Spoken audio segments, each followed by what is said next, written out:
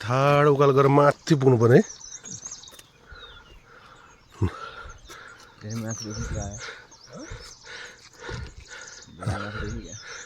अब बिस्तारै हिँड्दैछ दाइ पनि हिँड्दैछ ल युवाहरू यहाँ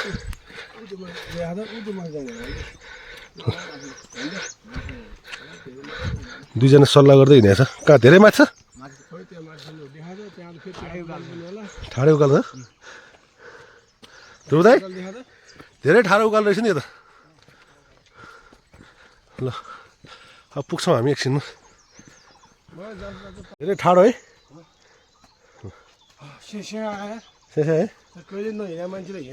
हो ल साथीहरूलाई बिहान हिँड्दा चाहिँ गाह्रो भएको थियो अहिले ज्याकेट खोलेर दिँदैछ एउटाले ज्याकेट खोल्दैछ कुन झर्ना पुग्ला रे हामी मोइन है गाह्रो छ ल सबैले ज्याकेट खोलेछ ल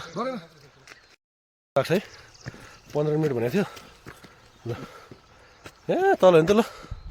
त्यस्तो तलबाट आएको म त्यो झुलिङपुरबाट आएको अरे हुँदै अब बल्ल बल्ल माथि डाँडा चढ्यो है यस्तो ओह्रालो आम्मा ए तलदेखि होइन भर्छ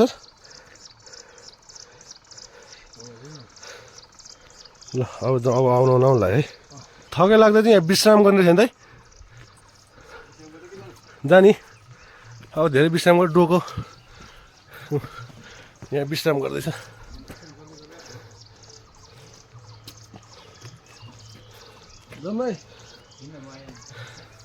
ल अब आउनु लाग्यो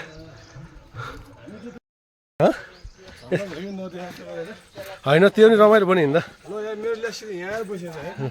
खै ल्यास ल्यासलाई बोला त अब चाहिँ हामी तल जाउँ अब छिटै अब बल्ल त अलिकसम्म बाटो आइपुग्यो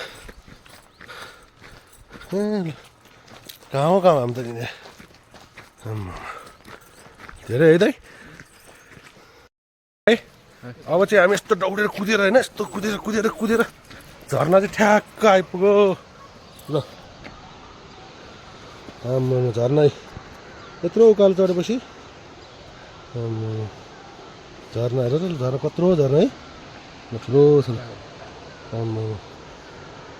यस्तो राम्रो झर्ना आएको लागि त्यति दुःख गरेर आउँदा पनि रमाइलो भयो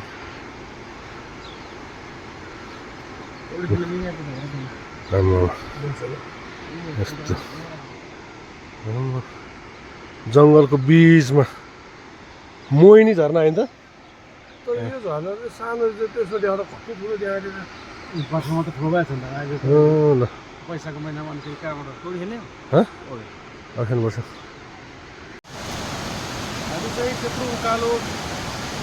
6 बज्न 10 मिनट अगाडि हेऱ्यौँ ठ्याक्क 7 बजे पुग्यौँ भनेपछि 50 मिनट लाग्यो हेर्नु त हामीलाई ठ्याक्क मोहिनी झर्ना पुग्न चाहिँ हामीलाई 50 मिनट लाग्यो त्यो भिडियो चाहिँ पुरा हेरिदिनु होला